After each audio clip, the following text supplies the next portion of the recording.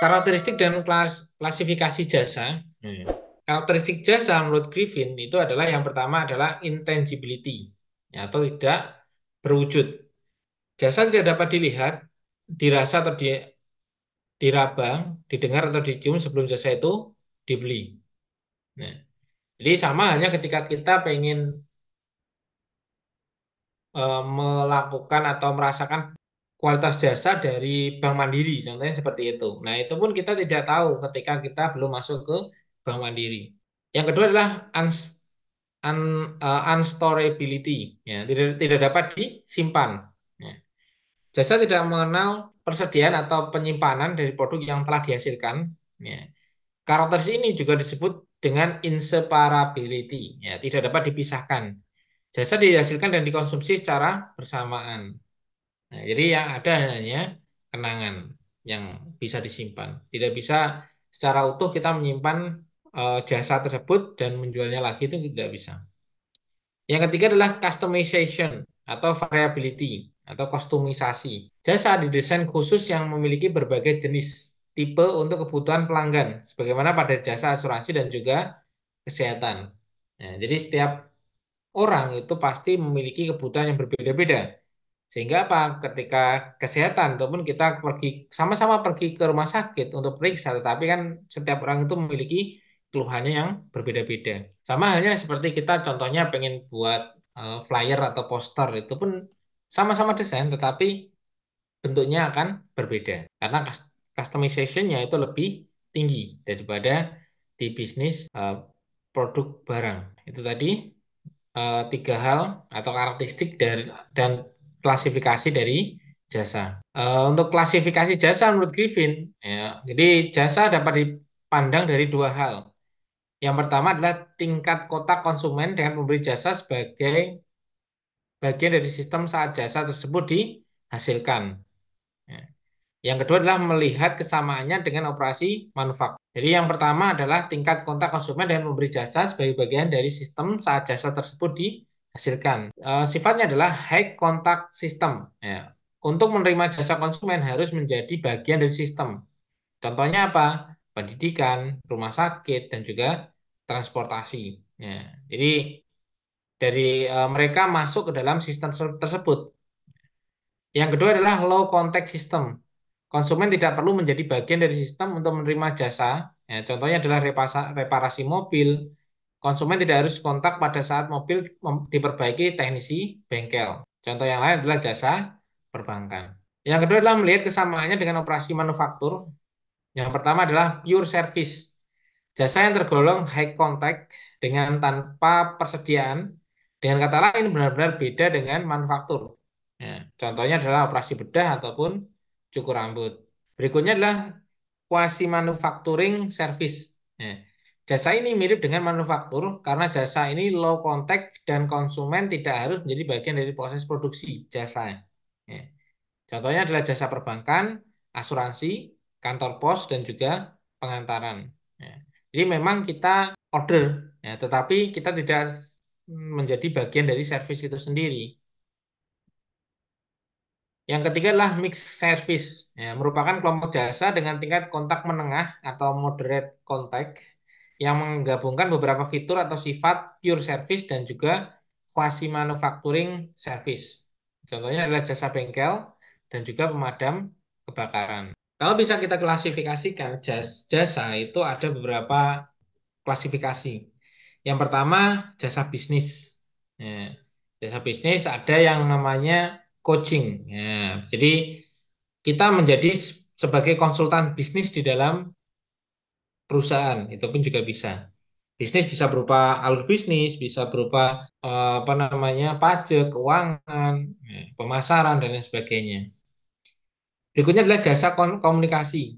Nah, kita pun bisa menjadi jasa komunikasi, ya, tidak hanya sebagai komunikator dari sebuah perusahaan, tetapi juga contohnya adalah komunikasi dengan pelanggan melalui apa? Melalui iklan. Nah, itu juga bisa. Ada juga jasa konstruksi, ya, jasa distribusi, jasa pendidikan, jasa lingkungan hidup, jasa keuangan, jasa kesehatan, jasa kepariwisataan, jasa budaya olahraga, jasa pengangkutan, dan juga jasa lain yang tidak masuk kategori. Nah, jadi ada banyak peluang bisnis ataupun peluang kerja di bidang-bidang tersebut. Poinnya apa? Poinnya adalah ketika kita mau masuk di bisnis jasa, kita perlu meningkatkan value diri kita.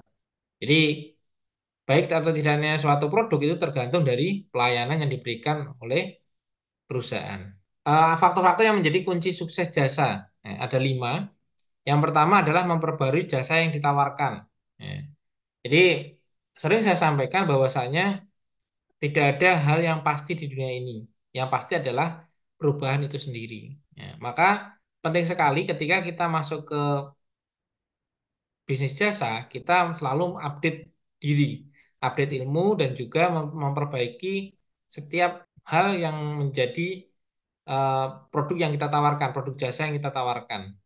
Ya. Yang kedua adalah melokalisasi sistem titik pelayanan. Ya. Jadi layout ruangan itu juga penting di dalam proses pelayanan. Sehingga apa? Sehingga akan memudahkan pelanggan itu untuk berpindah dari satu tempat ke tempat yang lain. Yang ketiga adalah melakukan kontak layanan. Nah, ini pun juga sangat penting. Jadi ketika kita kontak layanannya maksudnya seperti apa? Jadi kontak layanan ketika perusahaan itu melakukan pelayanan dengan pelanggan ataupun setelahnya. Ya, karena sangat penting sekali di bisnis jasa itu after sale itu sangat mempengaruhi apakah pelanggan itu mau beli lagi atau tidak. Yang ketiga adalah menggunakan kekuatan informasi. Nah, jadi yang terjadi di Indonesia saat ini pun juga sangat banyak informasi yang tersebar di internet, tetapi teman-teman bisa perhatikan fenomena di Indonesia. Nah, bukan orang yang berprestasi, tetapi adalah orang yang viral. Nah, betapa saya ingin menunjukkan betapa kuatnya informasi itu tersebar. Jadi semakin viral, maka semakin Anda bisa terkenal. Nah, seperti itu. Betapa besarnya kekuatan informasi. Yang kelima adalah menetapkan nilai strategis. Nah, jadi ketika kita berbicara tentang jasa, itu adalah kita berbicara tentang value apa yang didapatkan oleh konsumen. Apa yang bisa diberikan perusahaan kepada konsumen. Maka kita sangat penting sekali untuk melakukan pembatasan. Jadi dibatasi. Jadi tidak hanya kita berikan seluruh pelayanan dengan baik, tetapi kita perlu membatasi. Oh, sampai segini untuk pelayanan yang akan diberikan. Nah, contohnya apa? Contohnya kemarin sempat viral itu rumah makan yang menggunakan konsep judes. Ya, itu pun juga bagus, tapi juga akan membuat apa ya? Tidak awet. Ya, sekali terkenal, setelah itu selesai. Kenapa demikian? Memang awal-awal mereka ingin mengadaptasi konsep dari Australia, tetapi ketika dibenturkan dengan kebiasaan masyarakat, maka itu tidak menjadi nilai plus. Maka kita perlu membatasi atau menetapkan nilai strategis yang sesuai dengan keinginan pasar. Jadi itu teman-teman tentang dinamika bisnis jasa dan pentingnya pemasaran jasa. Ya, jadi dari materi ini kita bisa melihat hal yang penting itu di bagian ini, ya, yang terakhir tadi. Yaitu bagaimana perusahaan itu harus berpikir, bagaimana kita harus selalu berpikir memperbaharui jasa yang ditawarkan oleh perusahaan. Ya. Karena sudah menjadi apa ya hukum alam ketika bisnis itu laris, maka akan ada bisnis lain yang muncul, ya, bisnis sejenis yang muncul.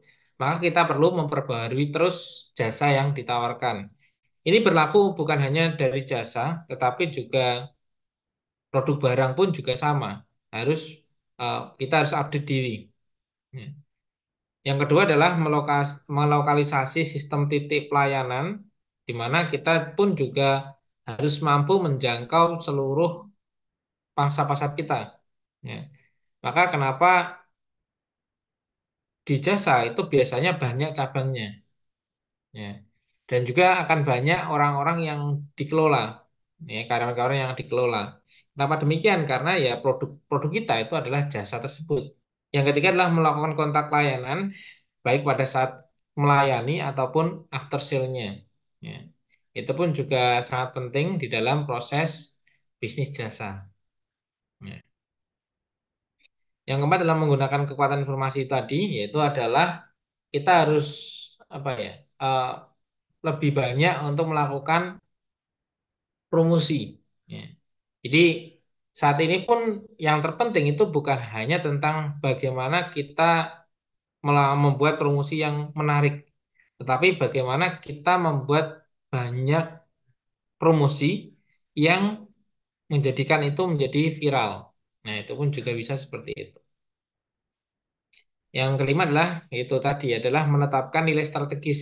Jadi kita benar-benar memberikan value atau nilai tambah kepada produk jasa kita. Dan itu pun kita harus memberikan batasan. Ya. Jadi seberapa besar hal yang kita berikan kepada konsumen. Nah, lebih ke seperti itu. Dari sini mungkin ada yang ditanyakan tentang pemasaran jasa.